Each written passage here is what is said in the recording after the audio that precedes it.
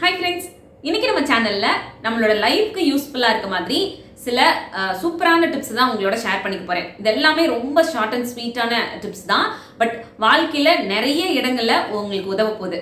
வாங்க அது என்ன மாதிரியான டிப்ஸ் அப்படின்றத வீடியோக்குள்ள போய் பார்த்து தெரிஞ்சுக்கலாம். Welcome to me and my life. நான் உங்க பிரியா.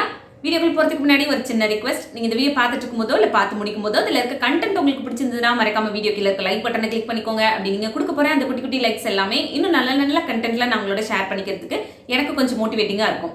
ஃபர்ஸ்ட் டிப், உங்களுக்கு எவ்வளோ க்ளோஸான ஒரு பர்சனா இருந்தாலும் சரி, எவ்வளோ நம்பிக்கையான ஒரு பர்சனா இருந்தாலும் சரி, நம்ம ஒருத்தரை நம்ம வாழ்க்கையில கண்ணை மூடிட்டு நம்புவோம் அப்படின்னு நினைப்போம்ல, அப்படி இருக்கக்கூடிய பர்சனா இருந்தாலும் ஒரு சில பர்சனலான விஷயங்களை அவங்களோட ஷேர் பண்ணிக்காதீங்க.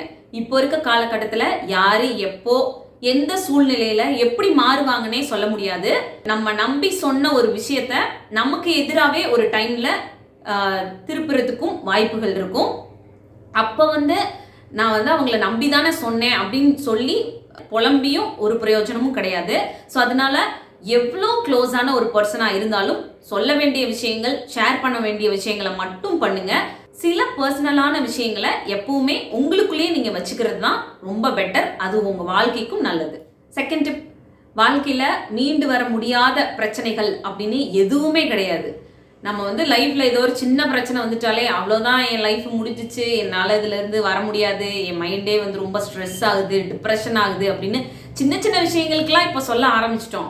அப்படியெல்லாம் எதுவுமே கிடையாது. என்ன வாழ்க்கையில நடந்துச்சுனாலும் அதுல இருந்து மீண்டு வர்றதுக்கான ஒரே விஷயம் நம்மளோட மைண்ட் செட் தான். நம்ம மனநிலைமைய நம்ம சரியா வச்சுக்கிறோம், நம்ம ரொம்ப ஸ்ட்ராங்கா இருக்கோம், நம்ம இதுல இருந்து வந்துடலாம் அப்படின்னு ஒரு தன்னம்பிக்கையோட இருந்தோம் அப்படின்னா எந்த மாதிரி விஷயம் நம்ம வாழ்க்கையில நடந்துச்சு அப்படின்னாலும் அதுல இருந்து பவுன்ஸ் பேக் ஆகி நம்ம பழைய நிலைமைக்கு வர முடியும். அதுக்கு உங்களோட மனநிலைமைய எப்பவுமே ஆரோக்கியமா வச்சுக்கோங்க. மனசை எப்பவும் ஸ்ட்ராங்கா வச்சுக்கோங்க. இது மட்டுமே போதும். நம்மளோட வாழ்க்கையில நம்ம இழந்ததுல இருந்து மீண்டு வெளியில நம்மளோட பழைய வாழ்க்கைய இல்ல இன்னும் பெட்டரான வாழ்க்கையை வாழ்றதுக்கு இது ரொம்ப ஹெல்ப்ஃபுல்லா இருக்கும். தேர்ட் டிப், லைஃப்ல சில பேருக்கு ஒரு சிலரை பார்த்தாலே பிடிக்காது. எதுக்கு பிடிக்கல, ஏன் பிடிக்கல அப்படின்னு நம்ம யோசிச்சுக்கிட்டே இருப்போம். இப்போ நம்மளே யாருக்காவது ஒருத்தருக்கு பிடிக்கலன்னு வச்சுக்கோங்களேன், என்ன காரணத்தினால நம்மளுக்கு அவங்கள பிடிக்காம இருக்கு, ஏன் அவங்க நம்ம மேல இவ்வளோ வெறுப்பு காட்டுறாங்க அப்படிலாம் நினைச்சு ரொம்ப திங்க் பண்ணிக்கிட்டே இருப்போம். இந்த மாதிரி திங்க் பண்ற ஒரு பர்சனா நீங்க இருந்தீங்கன்னா ஒரு சின்ன எக்ஸாம்பிள் சொல்லட்டுமா? சில பேருக்கு அவங்களுக்கு பிடிக்காது. நீங்க ரொம்ப கவனிச்சு பார்த்துருந்தீங்கன்னா தெரியும், சில பேர் தன்னைத்தானே ரொம்ப வெறுத்துக்குவாங்க. நான் ஏன் இந்த வாழ்க்கையை வாழ்ந்துட்டு இருக்கேன், எனக்கு எதுக்கு இந்த வாழ்க்கை, நான் வாழ்றதே எனக்கு பிடிக்கல, என் லைஃப்ல இந்த பிரச்சனை அந்த பிரச்சனை, இது குறையா இருக்கு அது குறையா இருக்குன்னு ஏகப்பட்ட கம்ப்ளைண்ட்ஸ் அவங்கள பத்தியே பண்ணிட்டே இருப்பாங்க. தன்னைத்தானே வெறுத்துக்கிட்டு இருக்கக்கூடிய மனிதர்களும் இந்த உலகத்துல இருக்காங்க. அப்படி இருக்க மனிதர்களுக்கு மத்தியில யாரோ ஒருத்தருக்கு நம்மளை பிடிக்கல, நம்மளை சுத்தி இருக்கக்கூடிய ஒருத்தருக்கு நம்மளை பிடிக்கல அப்படின்னா ஜஸ்ட் லீவ் இட்.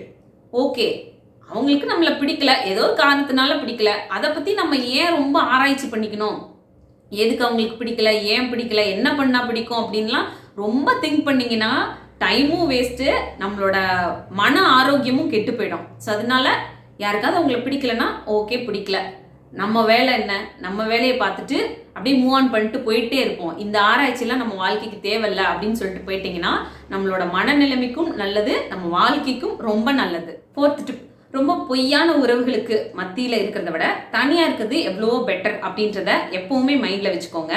ஏன்னா 4 பேர் நம்மளுக்கு வேணும், 4 பேர் நம்மளை சுத்தி இருக்கணும், அப்படிலாம் இருந்தாதான் நம்ம வாழ்க்கை ரொம்ப நல்லா இருக்கும் அப்படின்னு நினைக்கிறத விட அந்த 4 பேருமே நம்ம வாழ்க்கைக்கு ஏதாவது ஒரு விஷயத்துல நல்லது செய்யக்கூடியவங்களா இருக்காங்க, இல்லை நம்ம முன்னேற்றத்தை விரும்பக்கூடியவங்களா இருக்காங்க அப்படின்னா ஓகே. அப்படி இல்லாத பர்சனோட இல்லை நிறைய ப்ராப்ளம்ஸ் கொடுத்துக்கிட்டே இருக்க ஆட்களோட நம்ம உறவை வச்சுக்கிட்டு அப்படி ஒரு வாழ்க்கையை வாழ்றதுக்கு பதிலாக மைண்டை பீஸ்ஃபுல்லாக வச்சுக்கிட்டு தனியாக இருக்கிறது எவ்வளோ பெட்டர்னு நினச்சிக்கோங்க. அது வாழ்க்கைக்கு நிறைய விதத்தில் உதவும். ஸோ அவ்வளோதான், இந்த வீடியோ இதோட முடியுது. ஒரு யூஸ்ஃபுல்லான வீடியோட நான் உங்களை மீட் பண்ணுறேன். இந்த வீடியோ பிடிச்சிருந்தா மறக்காம லைக் பண்ணுங்க. இன்னும் நம்ம சேனலை சப்ஸ்கிரைப் பண்ணலன்னா ப்ளீஸ் சப்ஸ்கிரைப் பண்ணிக்கோங்க. தேங்க்யூ.